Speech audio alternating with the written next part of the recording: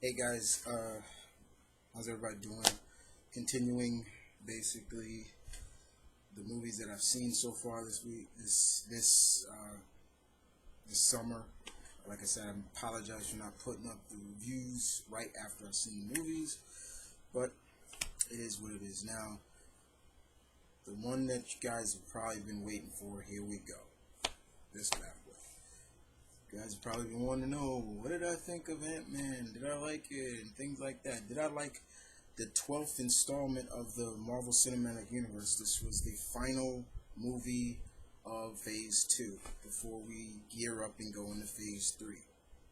And did I like it? And did Phase 2 end on a good note, in my opinion? I'm going to be honest with you. I did enjoy this movie. I did.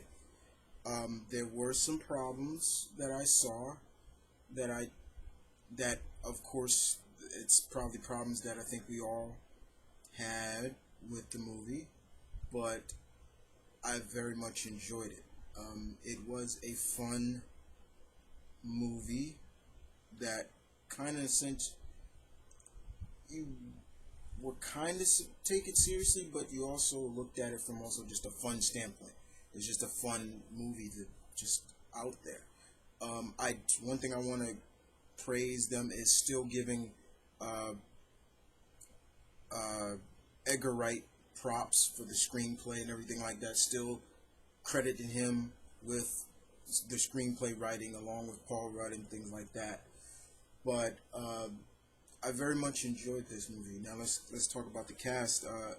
I think Paul Rudd was great as Scott Lang. He made us really, for personally for me, as a Scott Lang fan and as an Ant Man fan, period, he really came off straight, clear cut as Scott Lang. There's a father who has done some things in the past that he's not really proud of. They kind of changed a little bit of the origin, of course, why he used to steal, but he's still a father, and he's made some bad choices. All right, and you see him he goes through the trials and tribulations, trying to stay straight edge, trying to, he wants to be in his daughter's life, Cassie Lang, as we all know, who in the future is supposed to be Stature, which I'm gonna get on to the little girl who played Cassie. Uh, but you really was a really good take of him.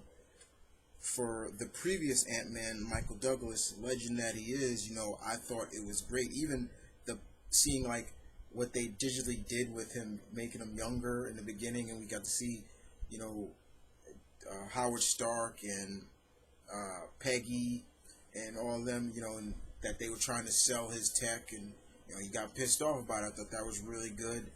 It gives a little bit more explanation of how long he's been working with the Pym particles and everything like that. It's great. Evangeline Lilly as Hope Van Dyne.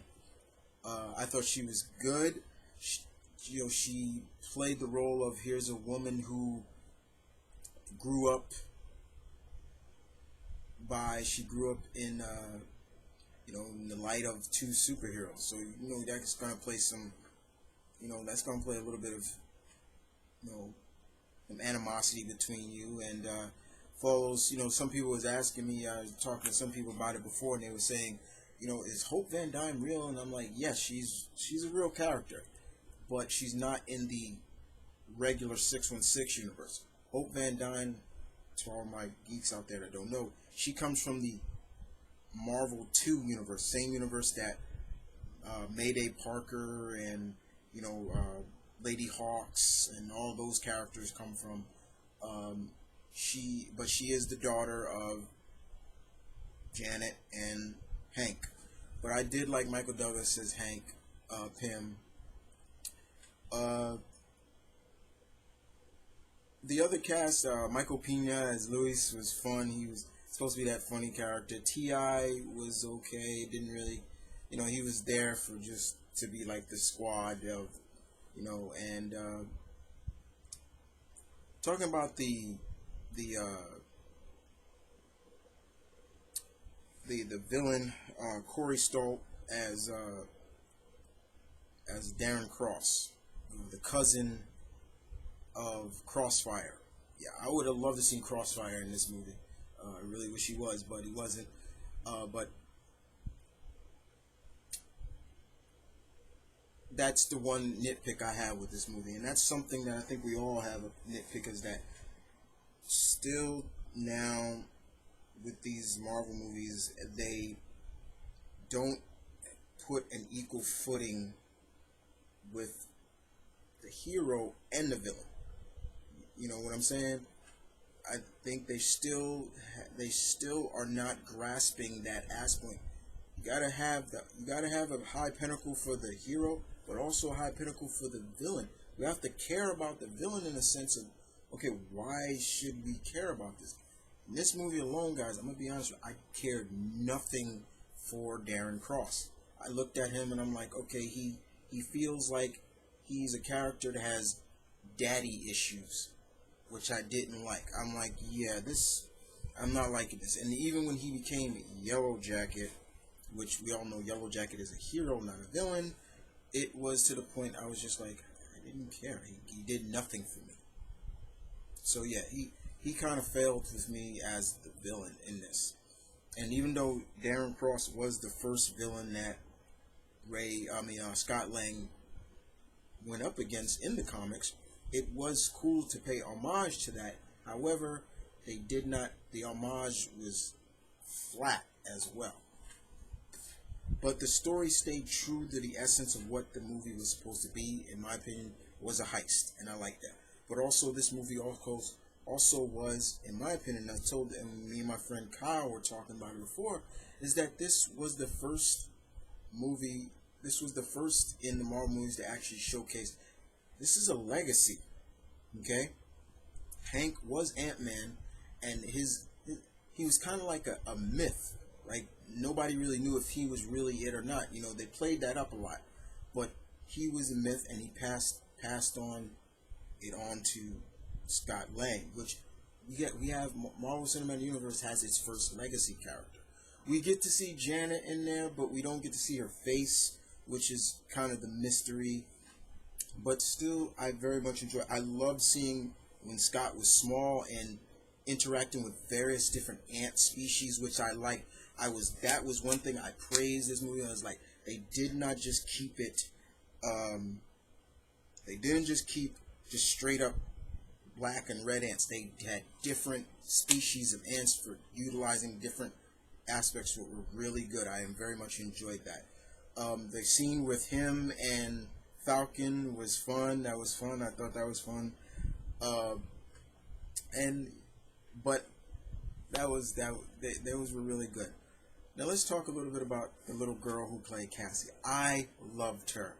I really loved her, and I loved the scenes with Scott and Cassie, because every time I watched the scenes, I was just like, now I've seen this movie 3 times, so I'm just letting you guys know, I've seen this 3, and I was just saying to myself, I was just like, man, that just feels very much like Cassie, just younger, because Cassie in the comics, even though her mother would kind of like downplay Scott, Cassie was always there to like really get on her mother, like, don't you talk bad about him and things like that. I love the scene where her mother's fiance, who was a cop in this, and she says, "Are you gonna go find my daddy?" And he's like, "Yes, sweetie, we're gonna find it."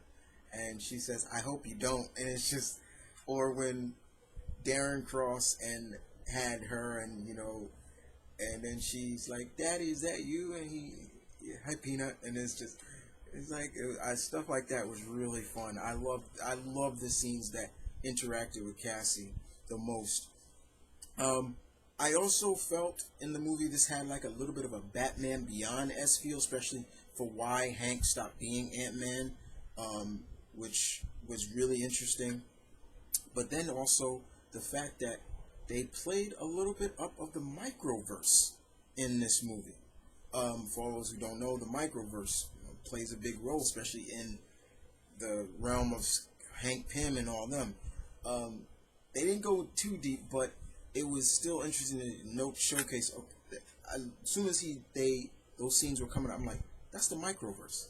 That's the microverse. So they didn't say it, but that's really what it was. Um, but like I said, the action was there, but still, like I said, I very much enjoyed this movie. Don't want to make this too long, guys, but I did enjoy the movie. I had fun with it. It was supposed to be fun. The Paul Rudd really nailed it as Scott Lang for me personally. When it was supposed to be funny, I laughed. When it wasn't supposed to be funny, I didn't. When they were trying to be funny, you could see they were trying too hard. That's when you try too hard with me, I'm not gonna laugh. Um, my favorite scene came up where we got to see Scott running on the handgun and knocking the guard out. I love that.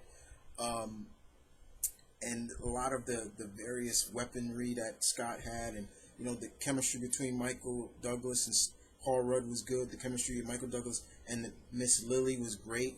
You really felt like they were father and daughter, you know. And I love the scene at the end where Hank opens the door and sees Hope kissing Scott, and he's like, "Yeah, okay." And then he's like, "Scott, yeah, you're full of shit." And it's like, "Yeah, I know." Stuff like that was funny. It made me laugh. And as for the end credits, good stuff. I very much enjoyed it. I mean, was there a drop of Spider-Man? Yeah, but I really enjoyed the next one, which dealt with Cap, Falcon, and a certain metal-armed guy, ex-partner is. So it was really good. But as for the closing of Phase 2 of the Marvel Cinematic Universe, I very much enjoyed this movie. I very much enjoyed Ant-Man. Was it perfect? No. Was it? Was it? Was it? Did it have a stellar cast? I thought it ran, it dealt with the best it could, and I think Peyton Reed deserves a lot of credit for taking on this project. Even when there was so much turmoil going on, and it did well. And as always, like I like to do with my